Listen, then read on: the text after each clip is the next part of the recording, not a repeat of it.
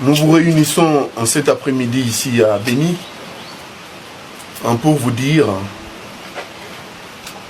que c'est par devoir de redevabilité que nous devons rendre compte à notre peuple de ce que les forces armées de la République, en exécution de leur mission constitutionnelle et des directives permanentes données par le commandant suprême, sont en train de faire et d'exécuter.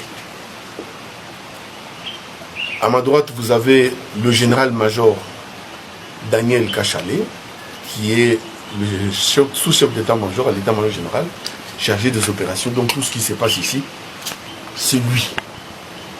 À ma gauche, vous avez le colonel Bounia, qui commande la brigade commando, celle qui, dans l'axe nord, a fait un travail exceptionnel, l'axe centre, excusez-moi, a fait un travail exceptionnel qui vous permet de vivre quelque peu tranquillement ici. Avant toute chose, nous tenons à présenter nos condoléances. Nos condoléances à toutes les familles éprouvées.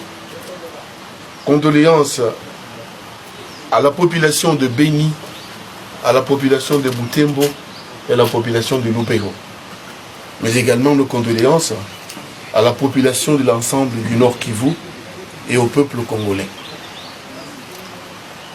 C'est aussi l'occasion de présenter les félicitations des forces armées à la population du Nord Kivu, à la société civile du Nord Kivu, mais également à la Lucha pour leur engagement citoyen. Aujourd'hui, il est question de vous présenter les bilans des opérations déclenchées depuis le 30 octobre dernier, ici dans cette ville, opération de grande envergure destinée à éradiquer la violence, à neutraliser de manière définitive l'ADF et toutes les forces négatives auteurs de l'insécurité dans le Grand Nord.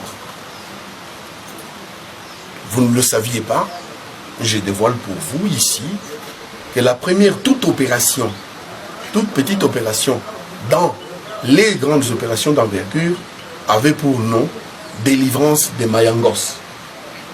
Et cette opération s'est soldée par un succès total. Aujourd'hui, Mayangos, l'ensemble, si vous voulez, la surface appelée Mayangos, est totalement et complètement libérée et occupée par les forces armées de la République démocratique du Congo.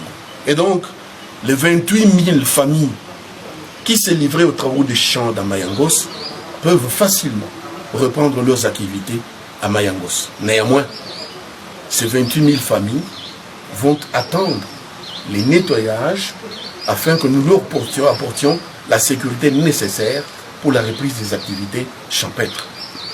C'est un grenier qui nourrit la ville. Tous les objectifs militaires assignés aux forces armées de la République démocratique du Congo ont été atteints. Nous avons donc pris et conquis Mayangos. Nous avons neutralisé 4 des 6 grands terroristes de l'ADF. Ils étaient 6 au total.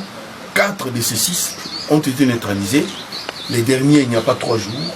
Et nous avons neutralisé ces gens, ces terroristes, auteurs de la mort, auteurs de la terreur contre nos populations dans les Grands Nord.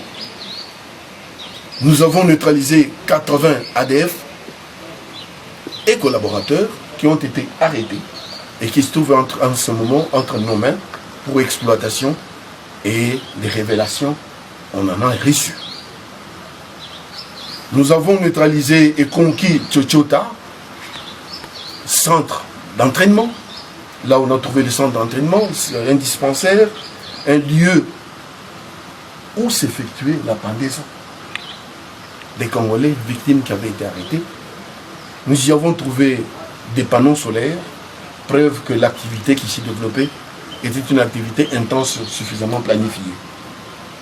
Votre armée, l'unique dont dispose votre pays, a également neutralisé Kididiwe, conquis Kididiwe 1, Kididiwe 2, Laé, quartier général, où se planifiaient toutes les infiltrations qui débouchait sur la mort ici dans la ville de Béni, mais également à Butembo, Lubero. La Haye étant un carrefour pour aller dans toutes les directions. Et c'est là que les ADF bloquaient la machine des FARDC pour ne pas accéder, pour ne pas les détruire, afin qu'ils continuent à amener la mort sur les villes de Béni, de Butembo et de Lubero. À La Haye, nous avons également trouvé, et on a compris pourquoi, l'existence d'un réseau téléphonique dense. Donc, ils avaient la possibilité, à partir de La Haye, d'aller dans toutes les directions, mais surtout de communiquer avec tout le monde sans contrainte ni difficulté. Nous avons conquis de hautes luttes la vallée de Moalika. Vous savez, Moalika, c'est le grenier pour tout le monde, mais c'était devenu le grenier pour l'ADF. Et là, on a découvert, et on va partager vous toutes les images que nous avons prises hier. On va partager avec vous. Nous y avons trouvé des vastes étendues sur lesquelles les ADF pratiquaient la culture des chambres, mais également le maïs, le manioc, le haricot et le riz. Voilà. Mais non seulement cela, Moalika, c'était aussi les lieux de regroupement de toutes les recrues. Les gens qui venaient de tous les pays du monde entier venaient de là.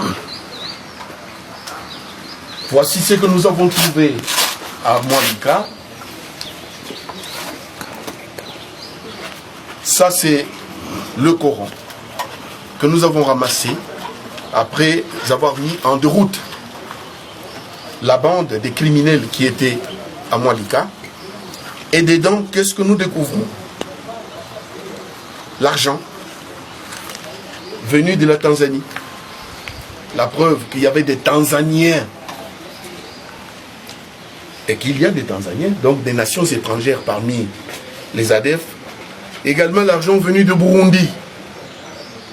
Nous avons trouvé tout cet argent, les billets qui sont là, venant des pays étrangers.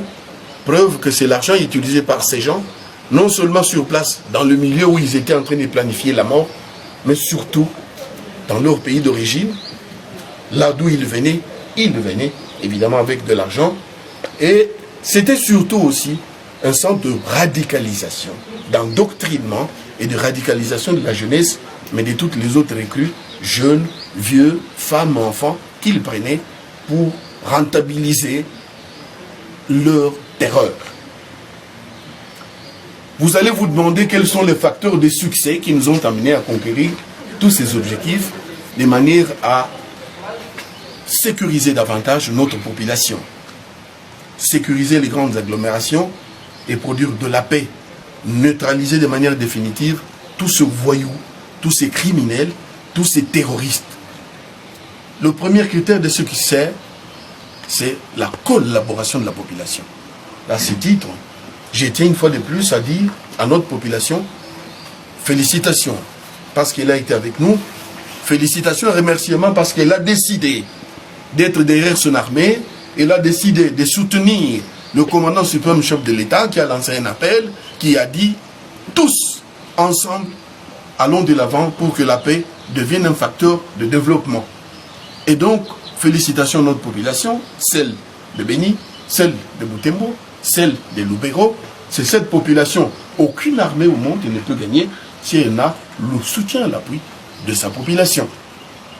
Nous avons également le soutien sans faille de la société civile et des médias. Vous, médias, vous qui faites l'opinion, vous qui relayez le message et de l'armée, et le message et de la société civile, et le message de la communauté politique, vous avez fait votre travail. Nous demandons et aux médias, et à la population, et singulièrement à la société civile, de continuer à soutenir l'armée, l'unique armée dont dispose ces pays, pour que la paix qu'on est en train d'installer, d'instaurer, devienne une réalité durable. Grâce à la cohésion, grâce à la collaboration armée et population, votre victoire, la victoire de la population de Béni, de Lubero, de Butembo, la victoire de la population du Nord Kivu devient de plus en plus une réalité.